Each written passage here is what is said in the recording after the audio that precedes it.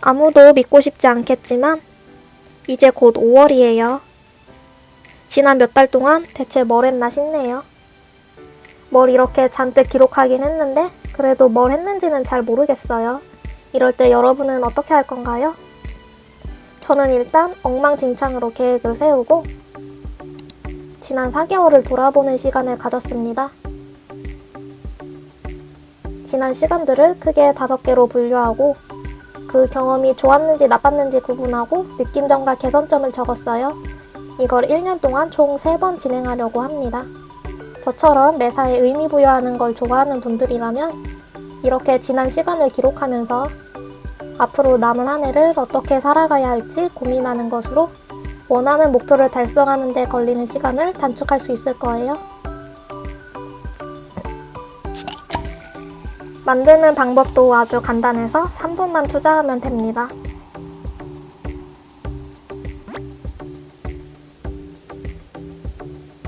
보드 형식을 아주 살짝만 수정하면 됩니다. 저는 지난 시간을 이렇게 분류해봤어요. 상태 없음 항목은 필요 없으니 숨기겠습니다. 이제 카드의 속성을 변경해볼게요.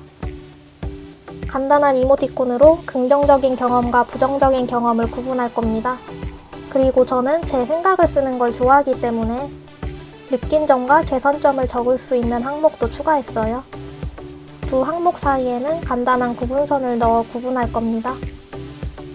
그리고 구분선은 템플릿으로 지정해 놓고 쓰면 편해요.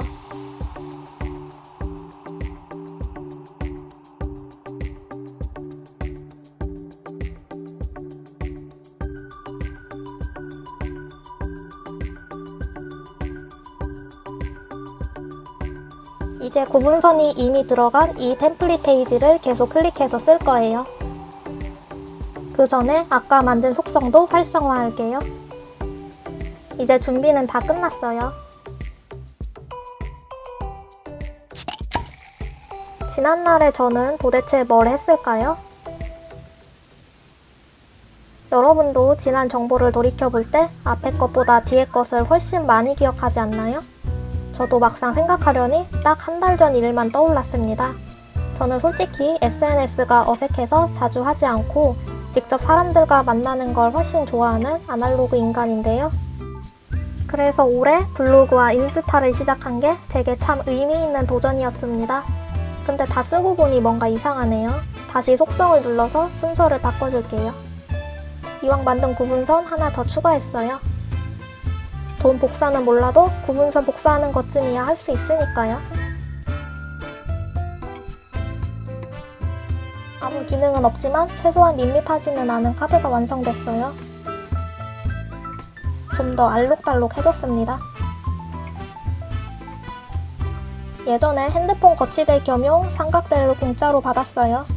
공짜라서 좋아했더니 얼마 쓰지도 못했는데 엉망으로 망가졌습니다. 마침 카카오톡 쇼핑에 저렴한 삼각대가 올라왔길래 주문해봤어요.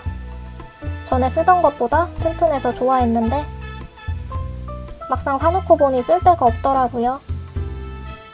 멍청한 소비였습니다.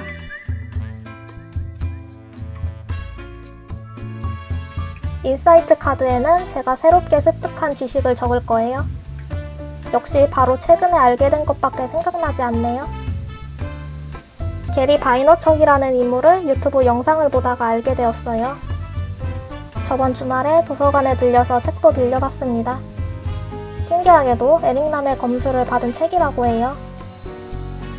책 표지에 아주 조만하게 써있어서 읽기 전에는 몰랐습니다.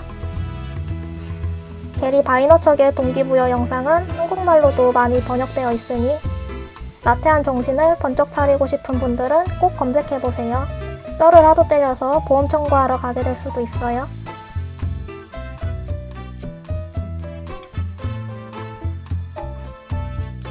한편 돈이 있어도 사지 못했던 것이 있어요. 저는 아직도 2달 전에 사지 못한 키보드를 그리워하고 있습니다. 내 눈에 예쁜 건 다른 사람 눈에도 예뻐 보이는 건지 제가 사고 싶은 흰색만 모조리 재고가 없더라고요. 기다린 시간이 아까워서라도 흰색 재고가 입고될 때까지 기다리려고 합니다.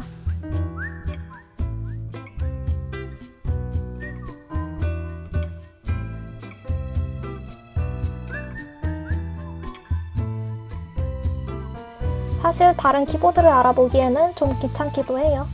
그리고 자꾸 다른 걸 알아볼수록 눈만 높아지더라고요.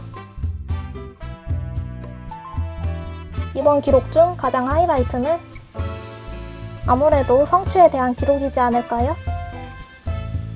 이번에 가장 의미 있었던 성취 중 하나는 책을 쓰는데 한 걸음 더 가까워졌다는 거였어요. 브런치라는 글쓰기 플랫폼이 있는데 출판사 관계자들이 신인 작가를 발굴하기 위해 눈여겨보는 곳이라고 하더라고요. 몇 년 전 화제가 된 책 90년생이 온다도 출간되기 전에는 브런치에 올라왔었어요. 저는 브런치를 통해 대단한 성취를 얻기보다는 일단 뭐라도 해보는 게 낫겠다는 생각에 브런치북을 만들어 보았습니다. 브런치북은 예상 독자와 목차, 주제를 먼저 설정한 뒤 그에 맞춰서 쓴 최소 10편의 글을 묶기만 하면 완성인데요.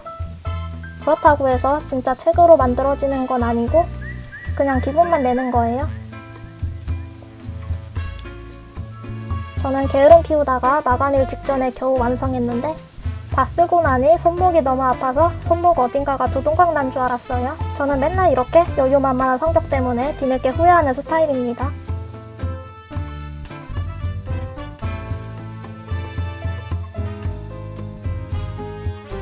생각해보니 이걸 1년에 3번 쓸 예정인데 하나의 페이지 안에 하나의 표만 넣을 필요 없겠더라고요. 정말 늦게 깨달았죠? 링크된 데이터베이스로 아까 만든 표를 넣으면 되니 문제 없습니다. 적절한 사진도 찾아서 넣어봤어요. 키보드가 자꾸 눈에 아른거리네요. 얼른 다른 카드를 만들면서 마음을 다스려야겠어요. 각각의 항목에 카드를 1개씩 더 넣을 겁니다. 이번에 제가 겪은 값진 경험 중 하나는 저만의 미라클 모닝을 하면서 충분한 여유 시간을 가졌다는 거예요. 솔직히 저는 유튜브도 아무 준비 없이 의욕만 앞세워서 일단 되는 대로 시작했는데 어떤 기술이나 노하우도 없이 시작하다 보니 엄청 많은 시간을 여기에 쏟아부었습니다. 늘 여기에 시간을 많이 쏟게 되는 게 큰 고민거리 중 하나였는데요. 이제는 그 고민을 아침에 일찍 일어나는 것으로 해결했습니다. 해야 할 일을 후딱 처리하니 마음이 가벼워지고 좋더라고요. 물론 여전히 시간은 오래 걸립니다. 제 편협한 생각을 뒤집어준 아이템도 있었습니다. 바로 아이패드용 저반사 필름이에요.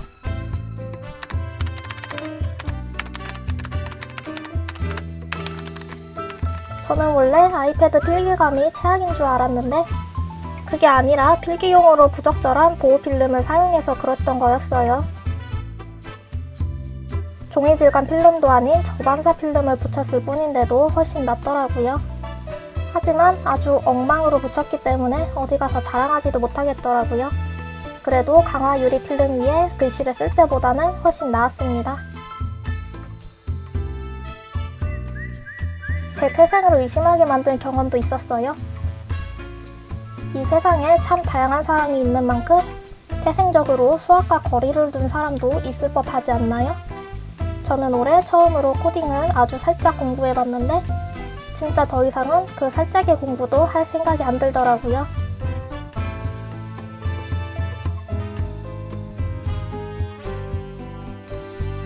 세상 사람들은 어떻게 코딩 공부를 하는 걸까요? 제 인생에 코딩이 필요한 날이 올까요? 저는 이 영상을 8년 묵은 노트북으로 찍었는데요. 그냥 인터넷만 하는데도 펜이 너무 빨리 돌고 발열이 심해서 언제 터질지 모르는 폭탄을 해체하는 심정으로 이 영상을 녹화했습니다. 사실 누가 봐도 키보드보다 랩탑을 사는 게 훨씬 나은 소비 같지 않나요? 그래서 고장나기만 한다면 당장 바꾸겠다는 생각을 늘 달고 살았는데 고장이 안 나네요. 도대체 어떤 장인이 만들었을까요? 이제는 이 노트북을 10년 뒤에도 쓸 수 있을지 궁금합니다.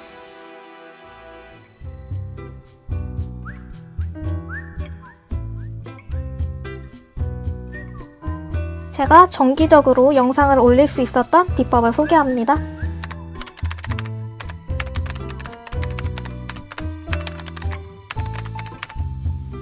제가 일을 아득바득 하면서 영상을 만드는지 미처 모르셨죠?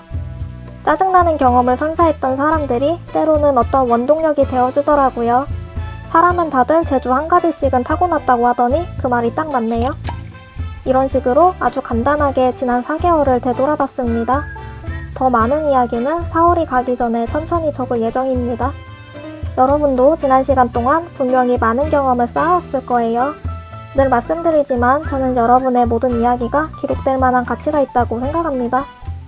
그러니 지난 날을 되돌아보고 앞으로 나아갈 방향도 다시 점검해봐요. 영상을 끝까지 시청해주셔서 감사합니다.